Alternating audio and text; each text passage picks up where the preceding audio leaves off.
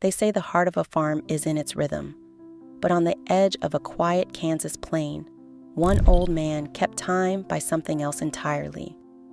Not by the seasons or the crops, but by the steady breath of a blind mare named Belle. Franklin was 78, a man carved from wood and wind. The kind of farmer who still wore flannel even in June. His boots had outlived 3 tractors. His silence louder than any preacher's sermon. And for the past 33 years, his most faithful companion wasn't his son, or even his neighbors. It was Belle. Belle had been his late wife's horse, rescued as a trembling filly from a barn where chains hung heavier than hay. Maggie had looked that horse in the eyes and said, "You and me, we know what it means to be left behind." Franklin hadn't known what she meant, not back then, but she said it with the same certainty she used when planting flowers in the middle of drought, and Belle followed her like a shadow ever since. The years had worn all 3 of them, Maggie first, taken by cancer just shy of their 50th wedding anniversary. She passed in the front bedroom, with her hand resting on Franklin's. The house had never felt smaller. The walls seemed to fold in. But Belle didn't leave. Not even when Maggie's scent faded from her old boots by the door. On her last morning, Maggie made Franklin promise. "Swear to me," she said. "Swear you'll never put Belle down unless she asks for it. Don't let someone else decide when her life stops feeling like life. Let her show you." Franklin had nodded, a single stubborn tear rolling down his cheek. And in the years since, that vow had become his compass. Neighbors stopped by less. His son, Thomas, moved to Wichita, and Belle. Her world dimmed slowly until the day it turned black. Full blindness came gentle, like fog settling over the prairie. But Franklin didn't flinch. He built a path from the barn to the pasture using old planks and wind chimes, each one placed just so Belle could follow sound and memory. Every morning, he'd walk her by rope, talking more to her than he ever had to most folks. He'd tell her when the wind shifted, when the wheat was coming in late, when his knees hurt more than usual, and she'd flick her ears, tilt her head, as if listening to the things only she could understand. She still whinnied when the screen door creaked, still nudged his shoulder when he sat on the porch, still waited, patiently, as he spooned warm oats into her bucket before sunrise. She remembered, even if she couldn't see. But time wasn't kind to either of them. Belle's hips began to tremble. Her ribs started to show, no matter how much feed he gave. Franklin moved slower too, sometimes taking twice as long to get down to the barn. But he kept the promise.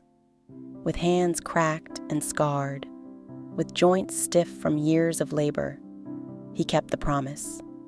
And even when the town whispered, even when the vet gently suggested it might be time, Franklin only shook his head. "She'll tell me," he said.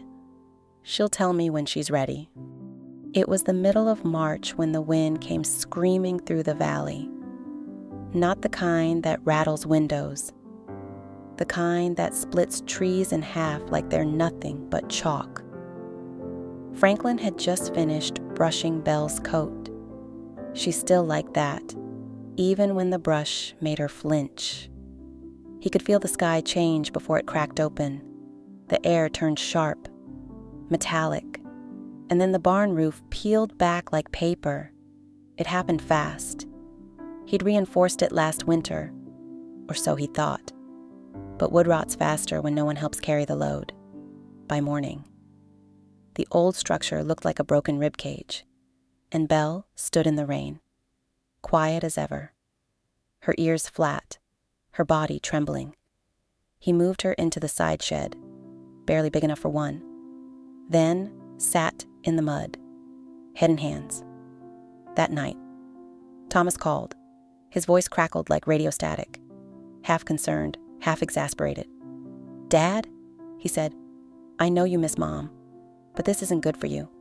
Belle's blind. She's old. She's suffering. You can't keep holding on just because you made a promise to a ghost." Franklin didn't respond right away, just stared out the window at the faint silhouette of Belle swaying in the lamplight. "I'm not holding on," he finally said. "I'm listening." The next morning, a vet came by, a new one, young, fresh out of school, full of diagrams and gentle eyes. She walked around Belle slowly, checked her gums, her gait, her heart, then turned to Franklin with practiced compassion. "Mr. Delaney," she said, "I want to be honest with you. She's in the final stages. You may want to consider humane euthanasia before her quality of life slips further." Franklin nodded politely, then leaned down and whispered something into Belle's ear. No one heard what he said, not even the vet. By the end of that week, someone left a note on Franklin's gate. It was unsigned, but the handwriting was careful. The humane thing would be to let her go. He burned it without reading the rest. Still, the voices grew louder. The local hardware store clerk asked if he needed help saying goodbye. The mail carrier mentioned a mobile euthanasia service. Even Pastor Lane from the Methodist Church left a pamphlet in his mailbox. Franklin didn't get angry. He just got quieter.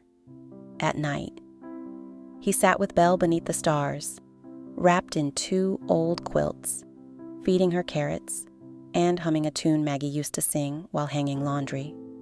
Some nights, Belle would rest her head against his shoulder, and he'd close his eyes and swear he could feel Maggie there too, in the soft air, in the stillness between heartbeats. But things weren't still for long. Franklin's hands had started shaking. He dropped a full bucket of oats one morning and had to scoop it back with trembling fingers. His knees buckled trying to carry hay. He caught himself on the stall rail. Heart pounding. That same day, Belle collapsed in the mud. She didn't cry, didn't panic, just folded down like a flag at half-mast. Franklin got her back up, but she didn't try to walk for hours. She just stood there, as if waiting for something he couldn't see. And for the first time, Franklin sat on the porch and wondered if maybe, just maybe, the town was right. Maybe he was selfish. Maybe she was suffering. He closed his eyes, and in the silence, he asked Maggie, out loud, "What if I'm keeping her alive for me? Not for her." But that night, Belle nuzzled his chest with a tenderness she hadn't shown in weeks, and when the wind kicked up, she turned toward it, ears alert, as if listening to something only she could hear. Franklin didn't sleep. He stayed up building, hammer in hand, sawdust in his beard. He rebuilt a stall by lantern light, one beam at a time, because he knew something was coming. Something he couldn't explain, but he had to be ready. The morning came slow. Gray light filtered through the barn slats like an old memory. Franklin was already up, pulling on stiff boots with hands that didn't quite obey him anymore. He poured Belle's oats as usual. Same scoop, same rhythm. But this time, she didn't come. His heart stuttered. He stepped outside. There she was, still breathing, but lying down again, motionless. He knelt beside her, stroking her mane. "I know," he whispered. "If this is it, it's all right, girl." He stayed there for what felt like hours, until the air shifted. A breeze rolled in from the west, warm, golden, and just like that, Belle's ears twitched. She turned her head toward the wind. And then, slowly, she stood. Franklin stared, tears already rising. Belle took one shaky step, then another, toward the gate, toward the ridge. It was the same ridge Maggie used to walk to at sunset, the highest point on the farm. You could see miles of prairie roll like an ocean there. And Belle was heading straight for it. Franklin didn't ask why. He just followed, pulled the old handcart behind him, the one he'd once used to haul firewood. He gently guided Belle in, laid down burlap so the boards wouldn't scrape her legs, and started walking.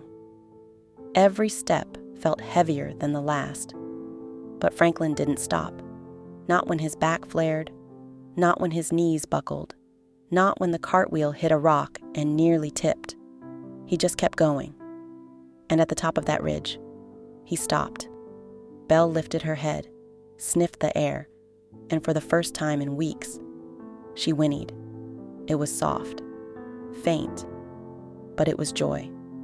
Franklin sat beside her, took her face in his hands, pressed his forehead to hers, and whispered, "You did it, girl. You made it back to her." She lay down in the grass, no tremble, no fear, just rest. And there, under the oak tree Maggie had planted 50 years ago, with the wind soft and the sun low, Belle took her last breath. Franklin didn't cry right away. He just sat with her, felt the warmth leave gently, like dusk. Later, when Thomas arrived, he found his father sitting cross-legged in the grass, one hand on Belle's shoulder, the other holding Maggie's old scarf, and for the first time, Thomas didn't say a word. A week later, the town showed up, quietly, unexpectedly. The feed store owner, the pastor, even the vet. They helped bury Belle under that oak tree. Franklin carved the marker himself. No grand epitaph, just a name, and 2 sets of initials, M and F, and when he placed the stone, he whispered, "Promise kept." Some promises aren't meant to be easy. They're meant to remind us what love looks like when no one else is watching. Franklin didn't just keep a vow. He kept a soul alive until it was ready to go. If this story moved you, watch our next video and tell us below, what promise would you keep, no matter what?